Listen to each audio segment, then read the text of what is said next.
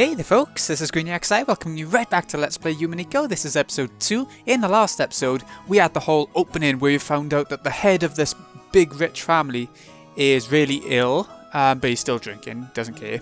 Even though his doctor, who's another character we met, advised him not to, and his butler we met, and we met a lot of the family, including Butler, who is the main protagonist of this series. In this episode, we have just landed at Rokkenjima Island, which is where the bulk of the game lies, you know. So, let's get cracking. Should have taken the boat. The boat. Fall.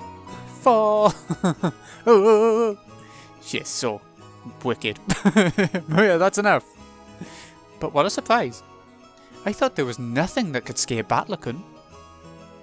This guy can't handle vehicles for some reason. Always yells about falling and sinking and stuff. You're a disgrace of a man, you are. Ah, shut up. That thing was seriously shaking way too much.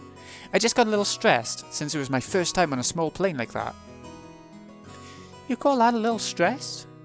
Sounds like it'd be fun to take an overseas vacation with you, Batlakun. Would you like to go to Egypt with your aunt? You get to ride a plane for a full 14 hours. That's a good plan. Batlakun, you should go let Ivani-san toughen you up some. Still, it's so hilarious. Now, everyone's got their own strong and weak points. It's bad to laugh at them. Dad, you're laughing too. Hey, Maria-chan, you shouldn't laugh anymore. Shouldn't laugh anymore? Oh? God damn it. Is being scared of planes really such a big deal? Even the little girl is taking the piss out of him.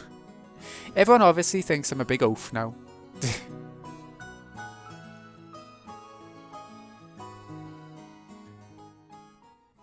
Bit of driving from the airport, but it seems to. We split up and took separate taxis from the airport to the harbour. From there on, we would be taking a boat to the island. The islands are right next to each other, so the distance of the trip wasn't that great. By boat, it was a leisurely 30 minutes to the island. When we reached the pier where the boat to the island was anchored, we saw a figure waving at us. Yay, another one of the youngsters for the family. George Nissan, the last one? The last one, yeah, for now. It's been so freaking long. There is obviously Angie as well, but she didn't come on the trip. That's Battler's sister. Ajiska-chan, it's been a year since I saw you. You've gotten taller again, haven't you? Yeah, don't give me that. It's embarrassing when you say it every year. Hey, Aniki, you gotta be kidding me. Is that really Jessica? Wait a sec, George. Is this big guy Battler?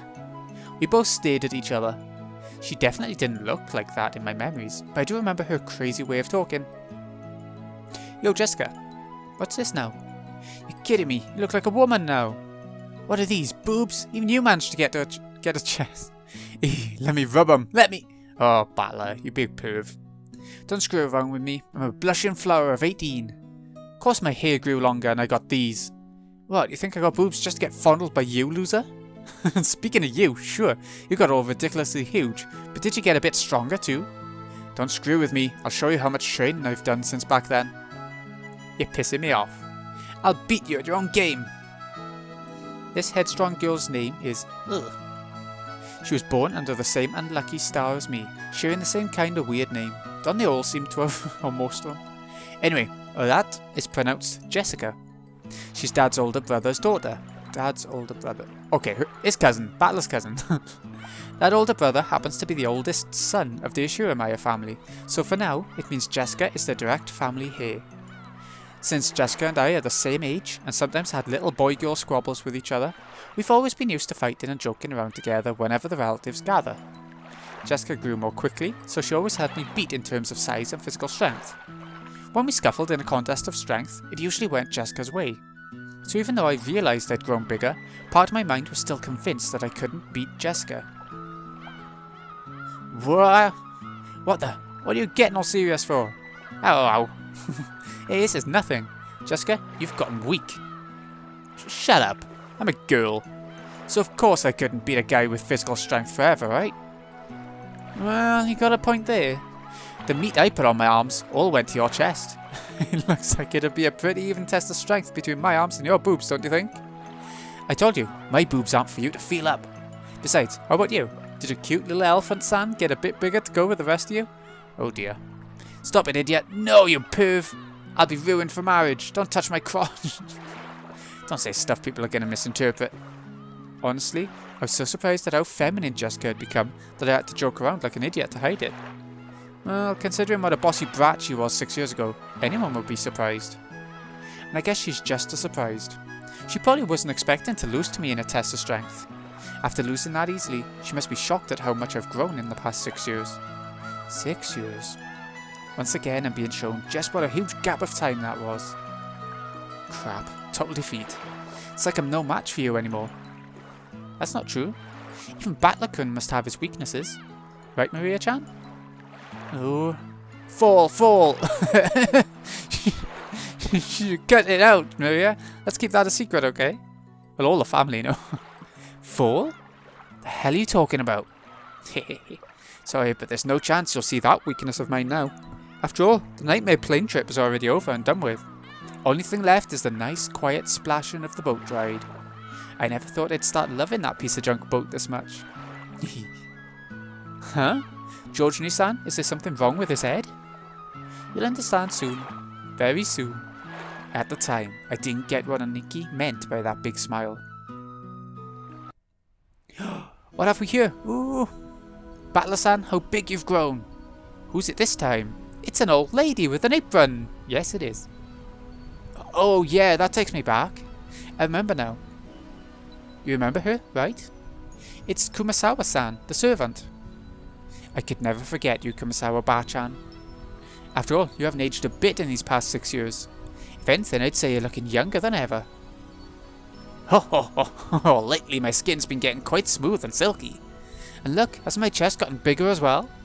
How'd you like a little feel? You're kidding, right? My breast fondling is strictly limited to bouncy girls. Oh, I was quite a bouncy in my youth. Don't be shy. Fondle to your heart's content. Give me a break. It's girls I'm looking for, not grannies. The jokes I cracked about Jessica were being turned against me. Come to think of it, Kumasawa has always been the type to tease people. Yeah, blatantly. Kumasawa-san, stop that now. People with one foot in the coffin shouldn't jump around. To sport with the young is the most rejuvenating medicine. Ho ho ho. It's rare for you to come pick us up, Kumasawa-san. I wonder what's gotten into you. Usually, your lumbago kicks in whenever someone gives you a job to do. Oh, don't call her lazy. Ho ho ho, Iva-sama, you're as harsh as ever. I found myself with some urgent purchases to make, and while I was at it, I thought I would come welcome you all. Although it does give a bad impression if the one waiting to greet you is a decrepit old woman. Oh. Aunt Eva spoke sarcastically, but Kumasawa-ba-chan's years of experience were nothing to sneeze at. She was more than capable of smoothly and coolly deflecting that comment.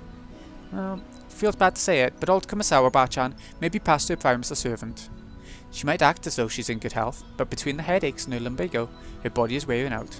To tell the truth, the very fact that she's still working is impressive. How old is she this year again? She must be pushing 80 at least. It's incredible that she's still able to act so cheerily. You just seem to get more and more lively. Oh, that's right, here you are. It's the tea I told you about before. Look, I bought you some. Please do try it later on. Aunt Rosa took a souvenir bag out from her suitcase. To think that she remembered a promise that she'd apparently made last year and faithfully bought it. This sort of thoughtfulness was just like Aunt Rosa. I like her a lot. She wasn't the kind of person who would forget or break a promise. Kumasawa-ba-chan seemed deeply touched. Not only that Aunt Rosa had remembered this year-old promise, but that she would bring a gift to a simple servant like her. This woman is Kumasawa Chiyo-san. She's a senior servant who's been working at the Ishiramaya head family household for many years. As you'd expect from someone her age, manual labour isn't her strong point, but she's a kind, super servant who can handle just about anything else, from kitchen work to cleaning, laundry. Seems like her only flaw is a tendency to slack off. I hear she tries to get away from heavy or troublesome work by playing up her chronic diseases. In Kumasawa-ba-chan's case, this was probably a sign of craftiness rather than laziness. Though it probably doesn't impress those paying her salary. I bet it doesn't. Oh well, even if she's pretty flaky when it comes to work, I could never dislike her. I guess that's probably because of her cheerfulness and her constant smile. Hey, glad to see you still in fine spirits. How's your back doing then? Even with the medicine, it's not getting one whit better. According to the doctor, nothing can be done for this one. It's what you might call an incurable disease. Ho ho ho. Anyway, Jessica-chan just keeps getting prettier. Good thing she takes after Natsuhi, Nissan. Really? Personally, I don't think we look alike at all.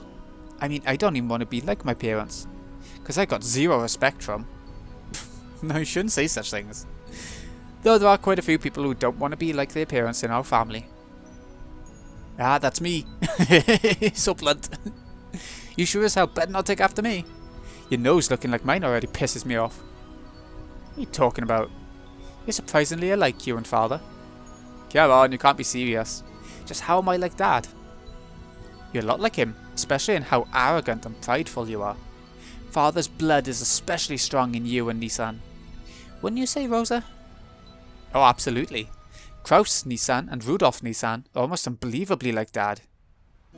Alright already. Why am I the only one under fire from the girls? Hideyoshi Nissan, give me a hand please. My Rudolph-kun, you're always so popular with the ladies. I'm jealous. Waha! As usual, you're popular enough to make me jealous. Well then everyone, shall we head over to the boat? Come now, Maria-san, let's get on the boat together, okay? Get on the boat together. Oh. Everyone gets on together. Oh. Hell yeah, this time around I'm not going to be scared. I'm used to being shaken by the waves. With that piece of junk fishing boat, I'm less afraid of the shaking than the engine breaking down and the boat drifting off. Oh yes, Battler-kun, I forgot to tell you. That fishing boat was completely worn out, so it was taken out of commission a few years back. Now we get taken to the island in a different boat. Oh right. It's Battler's first time in a new boat. It's super comfy and freaking fast. It can go at crazy high speeds. Oh, that means less travel time, right? That sounds great. Having to worry about sinking is less scary than being on a plane, but it'd still be awesome to get it over with as quick as possible. Oh, is Battler gonna go fall again? That's only on airplanes. Everything's fine now. Anyway, it's the captain's pride and joy, a kind of modded high-speed boat. Seems he's got it pretty souped up. He was bragging about how he attached 4 base, high-efficiency propellers to make it break 40 knots, or something like that. He talks about it all the time, so I've sort of memorized the spiel. Yeah, I got it memorized too, since we hear about it every year. The captain says he's been obsessed with modding ever since he lost a speed contest with a foreign boat ages ago. According to him, that opponent managed to break 30 knots with just a fishing boat. And his thirst for a revenge match got him to build an awesome, all-new, super high-speed modded boat. I'm sure you'll just love it, Battler-kun. Battler? So, super high-speed modded boat? My first thought was that this would be much better than some beat-up boat that might sink at any moment. But for some reason, I got this feeling of foreboding. Probably just overthinking it. Yeah, sure.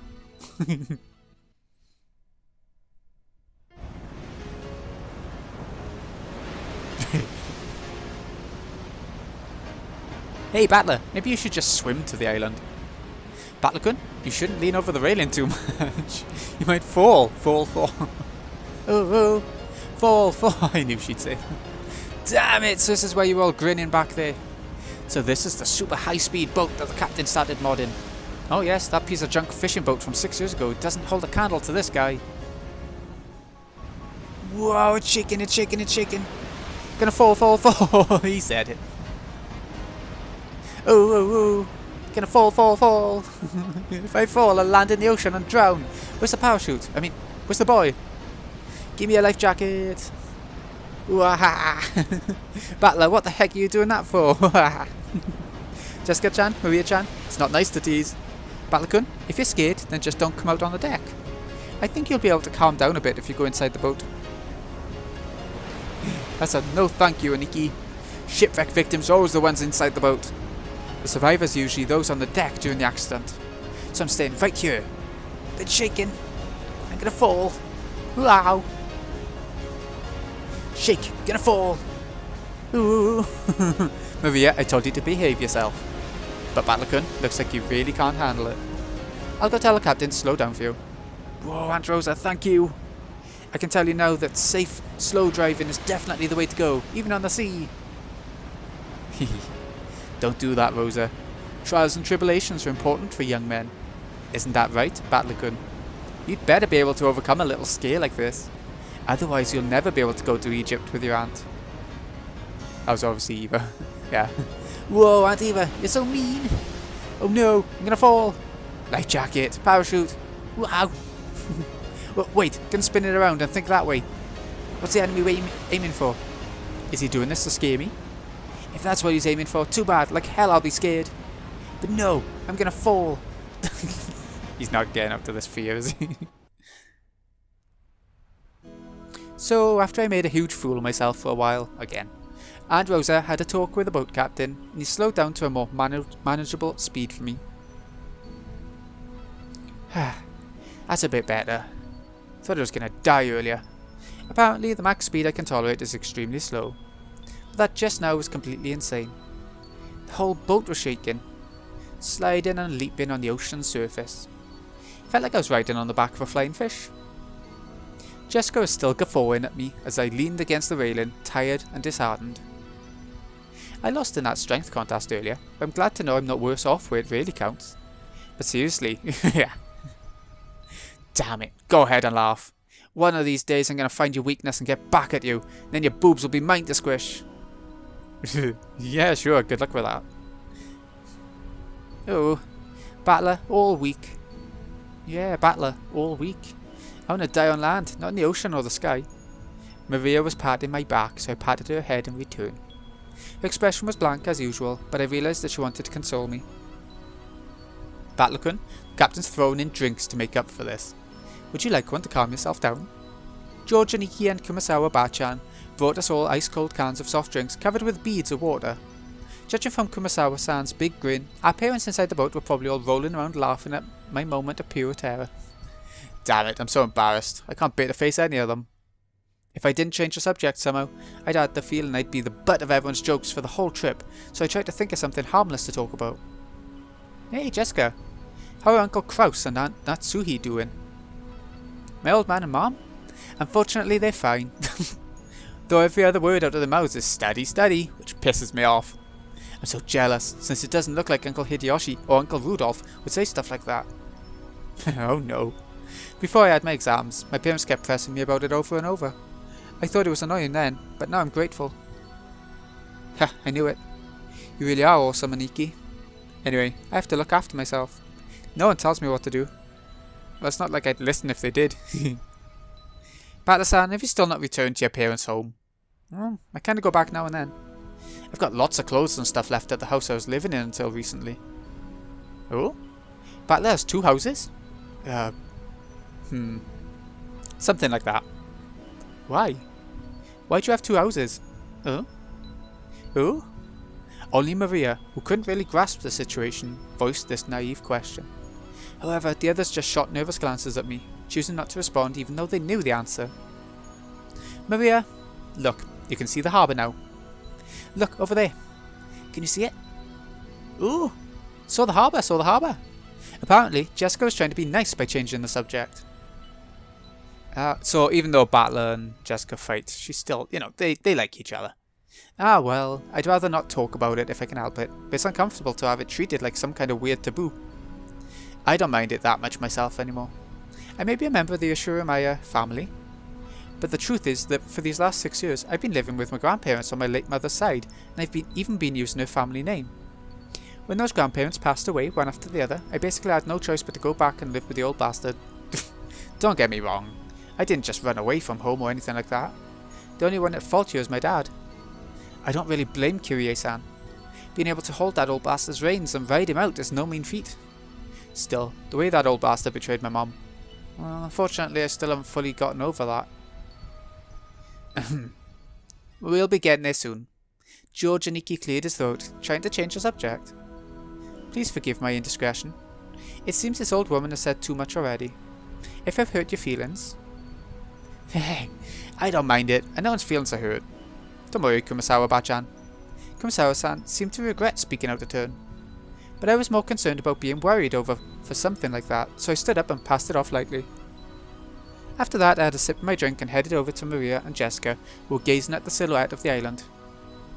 Oh, Battler, I saw the island! Saw the island! There! Oh! Where is it? Oh, I see it now! Even after 6 years, the island hasn't changed a bit. The small island silhouette in front of us had gotten pretty close. This island's name is Rokkenjima. It's a small island about 10 kilometers around, located in the Izu archipelago. Since they call this archipelago the Izu 7, lots of people think there are only 7 islands, but that's not true. There's actually several more, and Rokkenjima is one of the minor islands that don't get counted. Even if that weren't the case, I doubt you'd find many people who know about this island. Only people connected to the Ashiromaya family ever go there. In other words, outsiders and tourists never have any reason to care about it. So you'll never find this island's name in a travel brochure. After all of Rokkenjima is an estate possessed by the Ashiromaya head family.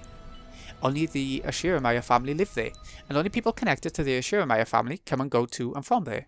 There's nothing there except a harbour and a mansion. The vast majority of the island is still just uncultivated forest.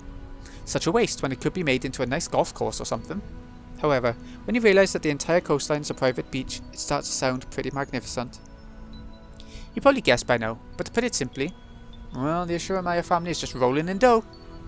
Head family apparently possesses a vast fortune, and Dad and the others who make up the branch families have built up plenty of wealth for themselves, finding success in their respective businesses. I've been living a commoner's life in my grandparents' home these 6 years, so I'd completely forgotten. But the old bastard's house really is elegant, and everything about it is turned to match the snobbish tastes of the annoyingly rich. Come to think of it, I guess that makes George and Nikki, Jessica, Maria and me wealthy, high-class gentlemen and ladies. Needless to say, none of us think of ourselves that way at all. I don't see myself as being rich, and George and Nikki, who takes self-discipline very seriously, doesn't let himself get too comfortable. Jessica is always complaining that she'd rather move to the city than be rich, and Maria is still a kid who isn't even interested in money at all. Does that attitude really make us any less snobbish? From the perspective of people in poverty who can't pay the bills, we really have been blessed with a lot. This isn't the place to explain any further, so I won't. Anyway, it's the same as not being able to choose the parents you're born from. I didn't ask to be born into a rich family, and I don't think it's really something to be envied. It can be pretty trying when people are prejudiced against you just because you're rich and refuse to judge you by your merits. As I pondered these sentimental thoughts, Maria started shouting and leaned over the railing.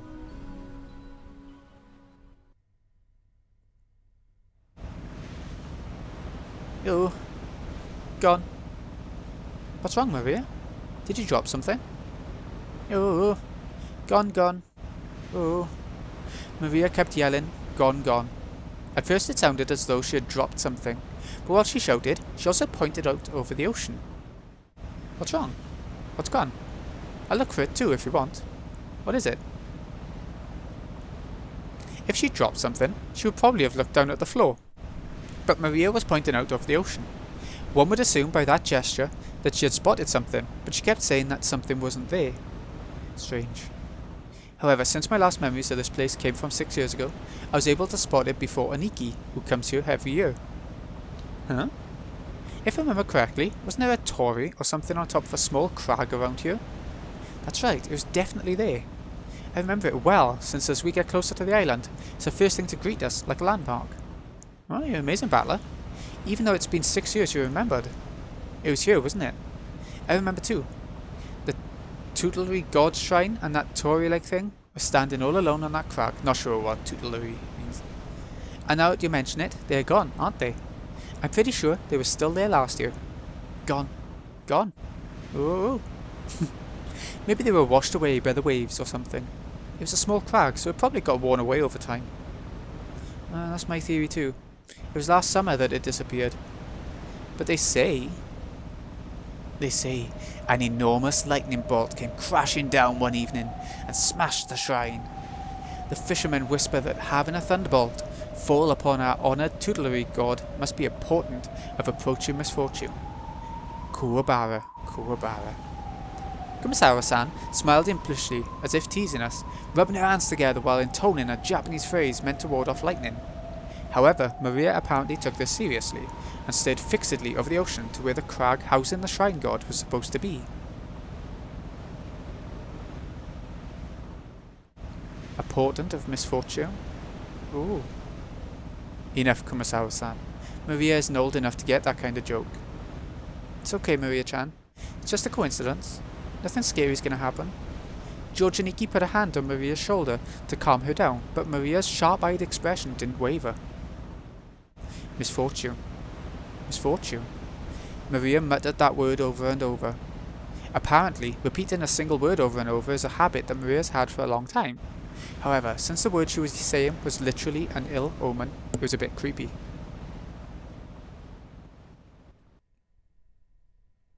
Hey now, Maria.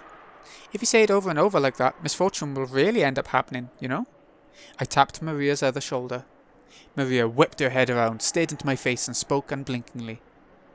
Oh, misfortune is coming. Huh? And just where is it coming from? I answered light-heartedly, trying to break the tension in the air.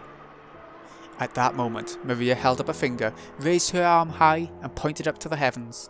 When I looked up, I saw that the sky was still just as cloudy, but it had grown a great deal more leaden than it had been that morning. That's right, they were saying that a typhoon was approaching. We had planned to spend one night on the island, but if this storm doesn't pass quickly, I won't be able to make it to school on Monday.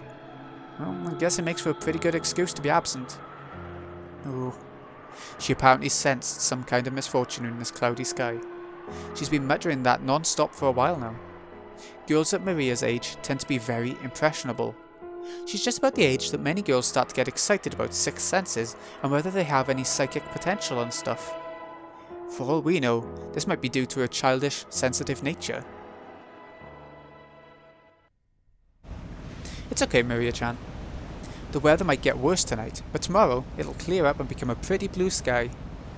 Oh, pretty blue sky. Oh. That's right, by tomorrow it'll be a pretty blue sky. There's no rain that doesn't end, and no clouds that never clear.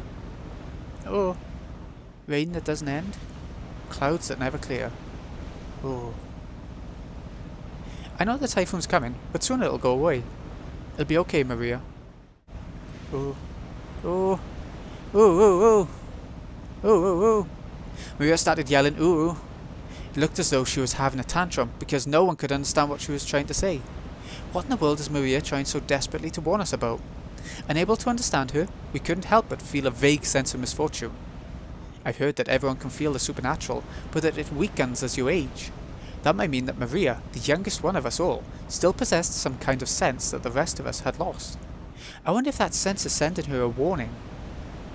At that moment, Kumasawa-san quietly opened her mouth. Rumor has it that long ago, Rokkenjima was... Kumasawa-san, let's not talk about that now.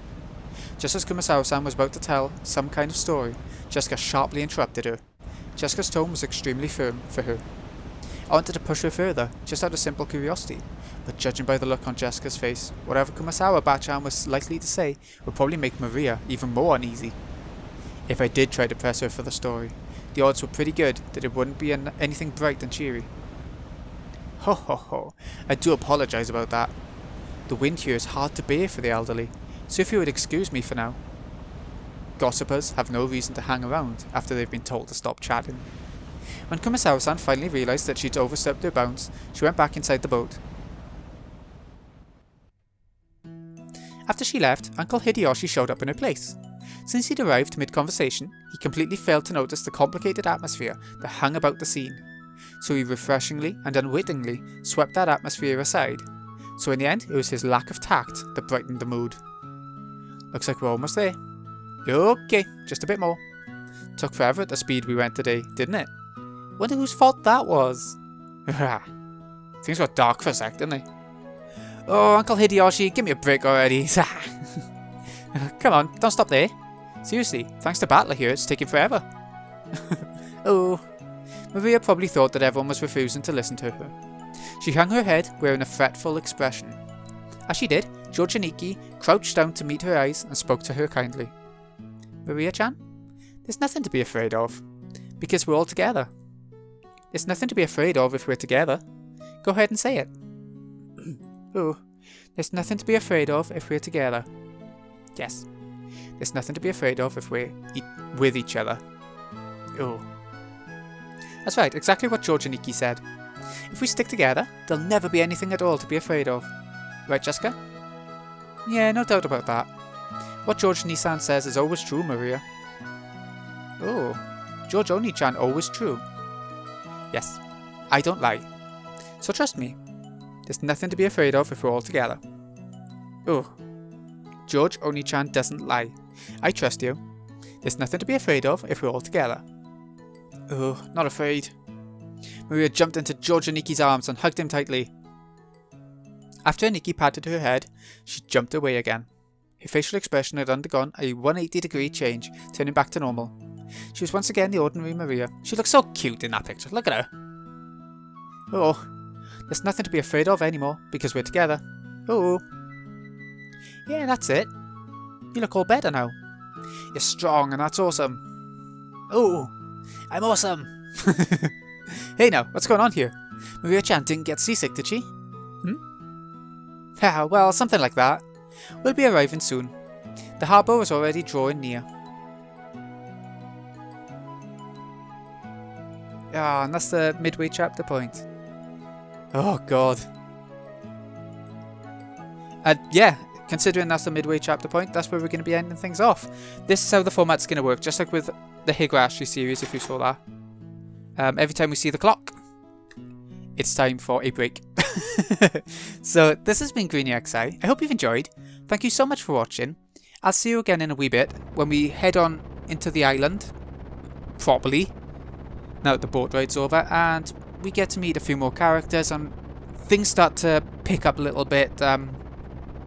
Yeah, as soon as we get to the island you get a bit of mystery thrown in, things like that, so I guess, you know, it's not much further that I actually played before, so I'll be interested from there. I'm interested now, but you know what I mean, I'll be intrigued to see how the visual novel does things and all that.